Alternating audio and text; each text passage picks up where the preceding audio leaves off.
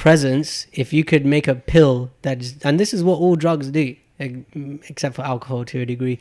Drugs bring you into the present moment. Alcohol kind of does, because it gives you a feeling that you can only experience feelings in the now. Yeah. Drugs, I'm talking like MDMA, weed, ketamine, acid. Well, I haven't done most of these drugs, coke, all this stuff. What's it doing is giving you a feeling that you can only experience in the now. And the reason why people are consuming drugs, and I've done a lot of it myself, when you're in the now is when you experience the deepest joy. To have something to allow you to experience joy in the now, like drugs, sex, gambling, whatever it might be, that's the shit that we can chase to help us get away from these problems. But like you just said, when you're looking at, like in your exercise, when you're trying to give everything that you've got and you have that clarity of presence of mind, there is nothing like that. Drugs don't come anywhere near it. We've all smoked weed, let's not lie.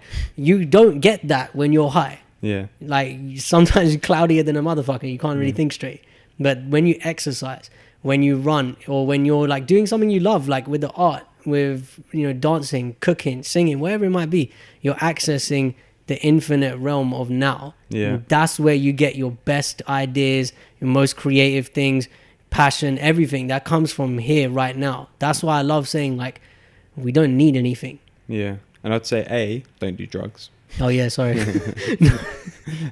B, you're right. I think a lot of that, in terms of like the drug abuse, alcohol abuse, is people searching for that feeling of experiencing things in the now and not knowing how to do it in any given present moment. So they go and search for something to facilitate it, and wrongly so, because then all you end up doing is you end up in a circle of chasing that feeling when you don't need to chase that feeling, because that feeling is always present. My friend calls it the hedonistic treadmill. Yeah. He's just trying to get more pleasure. Yeah. And like, you know, I've never done the phase like a lot of my friends say I missed out, because I never slept with a lot of women in a short period of time. But I just saw people who were doing it like they were never at peace. There was one guy, people used to call him Mr. Smooth at uni. And he'd boast about how many women he'd slept with, and it was lots of other people's girlfriends and all this other stuff. And he just was always miserable. Every time I saw him, he was just like pissed off. Yeah. And I was like, it doesn't seem to be always cracked up to me. But now it makes sense. Like, you're seeking something outside of you. Yeah, and I find like, and this is something I've only really, truly sort of kind of coming to understand recently, is like, when you are fully in the present moment, you are living your full potential. Because when you're truly present and you're truly in that moment and everything else has fallen away and you're with that one specific moment, anything is possible within that moment. Anything. Literally. And it's like, but if we don't allow ourselves to open up to those possibilities and those opportunities, then you're always going to be on that, what was it, hedonistic treadmill of chasing that feeling of trying to fulfill your potential. But it's like, you can fulfill your potential in any given moment, because in any given moment you have the potential to exist and live as best as you can. And that's it's such a hard concept to understand, but it's truth. You know, if we were present 100% of the time, it'd be fucking exhausting. Yeah. You know, that's one of the things I've learned. It's like, it's part of the game to catch yourself when you're not present. It's not about trying to be 100% of the time. It's just about, like, that's with everything. When I was giving up drinking, it's not like, you know, I had a relapse. There's only one in the beginning when I did it. I said I wasn't going to do it. And then like Saturday night came around and I got fucked up. But, you know, after that, I learned, like, every time I wanted to do it, why? Like you were saying, breaking it down. But I think, like, people hear us talk about when you're present, what the great benefits of it are. The misconception is sometimes, like, you know, people think that it's a permanent thing. If you do it, that's it, it's done. But it's an ever evolving game. That's why there's so much personal development content out there. Yeah, and I think that's the beauty of a lot of it. And it's like, even things like law of attraction. It's like, you hear people talking about law of attraction and what is it, and etc. etc. And it's like, I don't know where I sit with it, to be honest. Like, where do you sit with like law of attraction? So I'm a very non-conventional person. I have a lot of unpopular opinions, as you might be able to tell.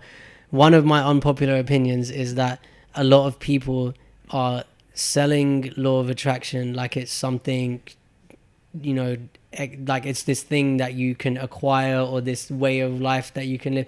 It's already working for you. Okay, like, you know, if you walked around with a screw face on all day and a negative mindset, you're going to attract problems. Barry down the road is probably going to slap you because you bumped into his car. Whatever, I don't know. If I walk around with a smile on my face, which I've done a lot, so like I was sitting over there across the road and I was laughing to myself. I was looking at something on my phone and these girls started talking to me about something. That would not happen if I was in a negative mindset. Okay, so you attract what you are. That's where I sit on it, bro. It's a passive thing that's working with you at all times. Now you get to dictate what you attract to you if you have an intention. And that's it. It's not anything massively complicated. But nowadays, like this new age movement, this shit's been around for centuries. Okay, we millennials think that we've discovered something. Whatever. But this shit is all about the way you carry yourself as an individual. Me, having gone through the stuff that I went through, I carried myself like a victim. I kept attracting problems to me. I wanted to be a tough guy. I met some of the nastiest individuals I've ever met in my life. People who went to prison for rape, murder. You know, people who took pleasure in hurting other people. And I only attracted them to me because I had the mindset of like, I'm not good enough and I need to like become like them. And one of them sat me down. He's like, you continue being like this. Yeah, we're all right because we know your friend. If we didn't know your friend, you'd be fucking dead. Because I took weed from one of them without them knowing. That could have been game over for me.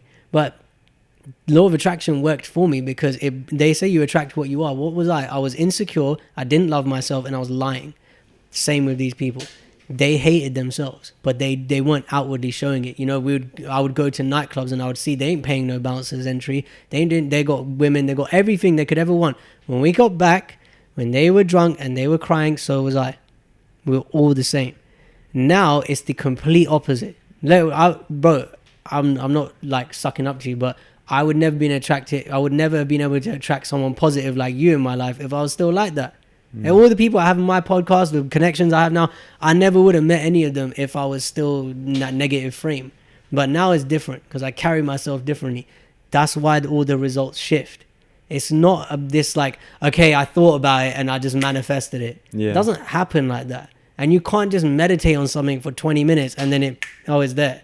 It takes years to build like longevity, sustainable success. And I don't appreciate people making it out to be some like just some cheat code. That's a beautiful way to put it, man. I couldn't agree more. Yeah, I think it's like you said, it's like people are being sold. If you tell yourself that enough times that you're going to have a Ferrari, and if you look at the picture of a Ferrari on your wall enough times, eventually you're going to have a Ferrari. And it's like, it doesn't work like that. It's like you have to be coming from such a pure mindset and a space where those opportunities and those possibilities are always available to you. And it's like you said, if you are open to those things, more of it will come to you. And it's not necessarily so specific, like, you know, I want to have, I mean, some people will do it, like, I want to have 100 grand by the end of the year. And like, you can still have those goals set out for yourself. There's nothing wrong with that, of course. But it's the fact of the way you go about it. If you're so like tied up in how you're going to do it, why you're going to do it, and looking for those reasons, you're not opening yourself up to the endless amount of possibilities that are out there that could also bring that 100 grand to you. Yeah. And just one thing on that, look, man, they don't advertise Ferrari on TV. Yeah. Why? Because the demographic who watch TV don't have the money. So if you want a Ferrari, stop watching TV. This is one of the simple things you can start doing now. Like, bro, I know you don't really watch TV. Most of the people in our circle, it's not about demonizing entertainment. Consume Netflix, whatever you want. But it's just like, look at the habits it took other people to acquire what they have. Everyone loves talking about Gary Vee, Warren Buffett. Are you doing what the fuck they do? No. Most of the time, no. And I'm not shitting on anyone for doing it. I'm just saying, if you want what they have, do what they do. And just talk about it. Be about it. Yeah. What other habits would you say are things that people kind of do that, bro, could open? I mean, there's loads. I'm a very, these are the most unpopular opinions I have, right? Number one, shut up and don't complain. Number two, shut up and be on your own. And when I say shut up, I'm not saying like, you know, you're a bad person. I'm saying be quiet. Space and silence is where genius occurs. When you're quiet, you let things come in. And you can, like, if you're at the pub or if you're in a club, people are shouting, there's loud stuff going. You ain't gonna, what genius are you gonna achieve there? It's, again, I'm not demonizing those things. Do it. But Look, the habits I've acquired over the years, create instead of consume. Make it like 80-20, right? Create 80%, consume 20. Roughly. You can do 50-50, whatever. But like, keep things in check. And perspective is the most important thing ever. Like, people will say it to me all the time. I can't complain to you about my childhood. I say, you're fucking right, you can't, because you know my story. Now you got perspective on your shit. You know, I can't complain about where I am now because there's a person in Syria who's getting their house bombed every day. You know, I can't go to Gary Vee and say, it was hard working in my family business because he was doing it for so long. Perspective is very important. Habits that everyone can acquire right now, hard work. And people always get confused about this. Let's break it down and make it very simple. If you want to be a YouTuber, how many videos did you make in the last 2 weeks? 20? Most likely 0. But why don't you make 20 videos in the next 2 weeks? Let's see what happens. You don't have to post any of them. Make it. See if this is for you. Lots of people want to be singers. How many tunes did you produce in the last 2 years? Dick, most likely. You know, like, putting in the work changes you as a person. I was always lazy, bro. I was a typical stoner. I just wanted to get fucked up all the time. Play PlayStation. That was it. But hard work has changed me so much. And hard work in my eyes was like coaching sessions, reading books, learning about myself, philosophy challenges that I did with my friends. You know, I made it fun.